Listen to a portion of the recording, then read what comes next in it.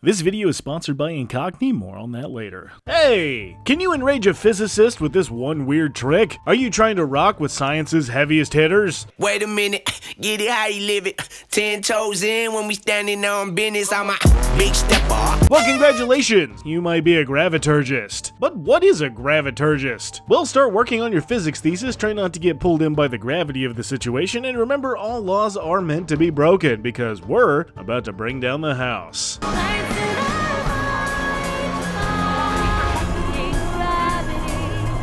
Gravity. It's everywhere, it's fundamental, and it's easy to make jokes about because you'll fall for it every time. But what does it do? I mean, besides the obvious. You guys did pass 3rd grade science, I hope you've heard of gravity. Can we just also say we don't actually need gravity? Like, we actually don't need it. What do you mean that we don't need gravity? What if it was never invented? I don't want to live on this planet anymore. But what if we could harness the force of the very thing that holds the universe together and bend it to our will, or reweave the fabrics of reality to force them to do our bidding? Scary, right? Maybe, but also satisfying enough to make old Isaac Newton cream his apple-bottom jeans. You see, the Graviturgist looks at all the cute stuff wizards are good at, like manifesting fireballs out of thin air or turning dragons into coffee mugs, and thinks, yeah, well, hold my space beer. Because as much of a power trip as it may be to temporarily disrupt the laws of physics, everything comes back down to earth eventually. But first, are you tired of scam calls interrupting the best part of your day? We've been trying to reach you concerning your car's extended...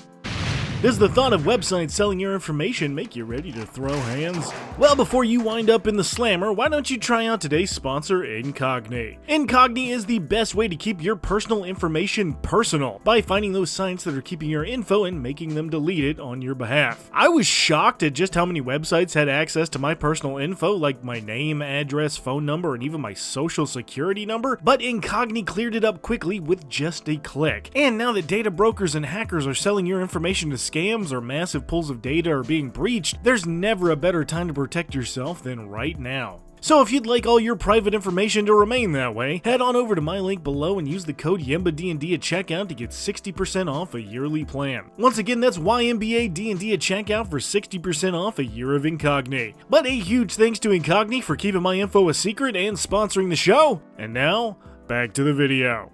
So you want to learn how to turn gravity submissive enough to make even Einstein blush.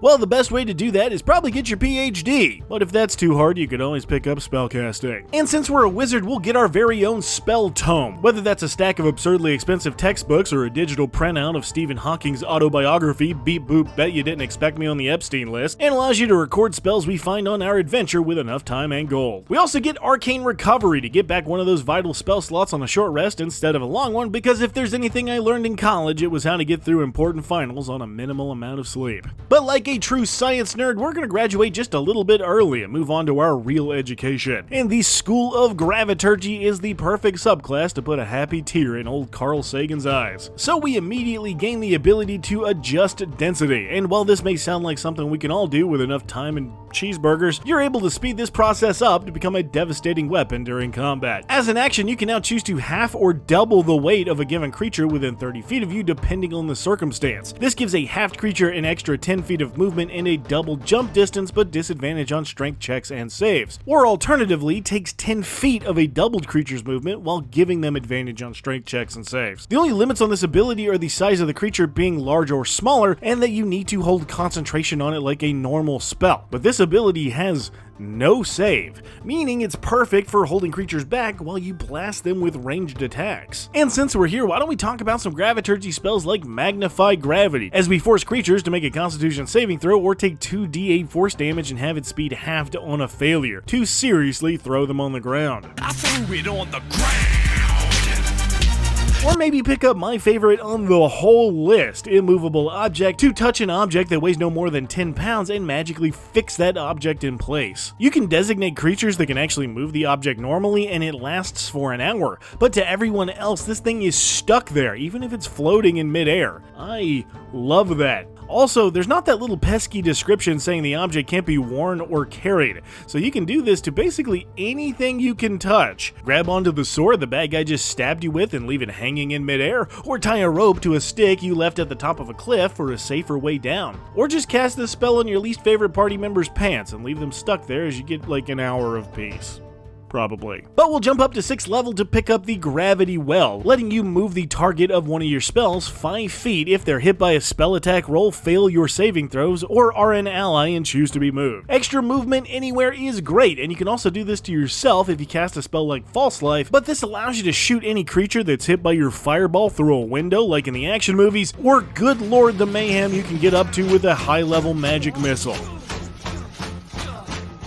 7th level gets us the spell Gravity Sinkhole to toss a black hole into space you can see and do the exact thing you expect a black hole to do, sucking in and crushing any creature that fails the con save. This spell does a nasty 5d10 force damage, but will also yank any creature and anything not tied down directly into the center, even if that space is in the air. But we won't stop there, because our 10th level ability Violent Attraction now lets us concentrate on incredibly minute changes in gravity, allowing us to spend a reaction to add an extra 1d10 damage to an ally's weapon attacks, or 2d10 to the fall damage any creature sustains, which pairs really nice with our Gravity Sinkhole. We'll also pick up the spell Gravity Fissure at level 11 to basically make a gravity sinkhole but in a 100-foot straight line, doing 8d8 force damage to all creatures that fail the con save within 10 feet, and forcing them into its path if they fail, lining them up great for, I don't know, maybe a lightning bolt? But we'll get our last Graviturgy ability at level 14 with Event Horizon. Now you can essentially control all the gravity within 30 feet of you, forcing any creature to make a strength save at the start of their turn. On a failure, they take 2d10 force damage and their speed is reduced completely to 0. But even if they succeed, they still take half damage and 3 feet for every foot they move,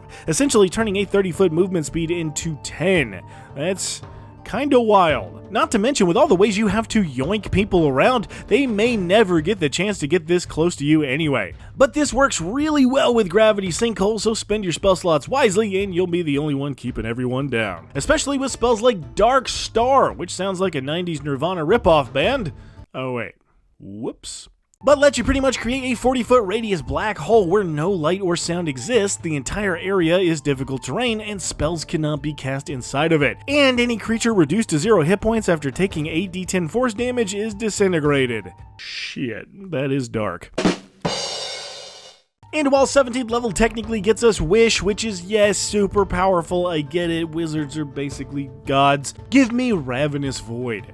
This one is actually crazy. It has a casting range of 1,000 feet to where a 20-foot radius sphere appears, then everything not tied down within 100 feet of that is yanked into the sphere, with any creature entering the sphere itself forced to take 5d10 force damage and be restrained. There is no save. In order for that creature to not be annihilated, they can attempt to make a strength check on their turn, but come on, we're a high-level wizard. Ain't nothing but a spell gonna get you out, and even then you gotta go more than 100 feet or be sucked right back in and restrained again. This is just so mean. I mean, you could take on a literal army with a well-placed one of these, and oh yeah, you can put it floating 100 feet in midair, so have fun, my little psychos. But we'll wrap up with Spell Mastery at 18 to choose a 1st and 2nd level spell from our spell book you can cast at will. Pretty dang good. As well as some signature spells at level 20 to pick your 2 favorite 3rd level spells to cast once a day for free, as long as it's Fireball.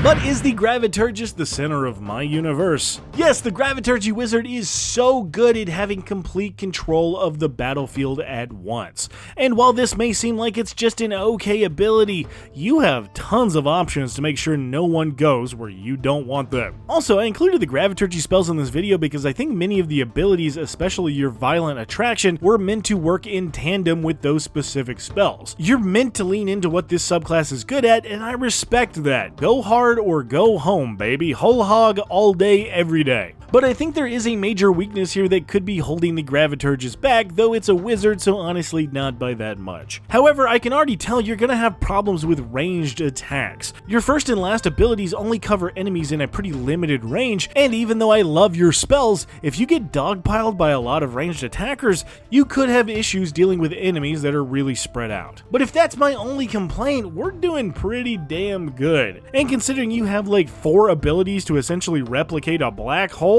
have fun destroying not only the bodies of your worst enemies, but also their minds as they try to figure out what the hell it is you just conjured. Fantasy medieval theaters weren't big on Interstellar, clearly.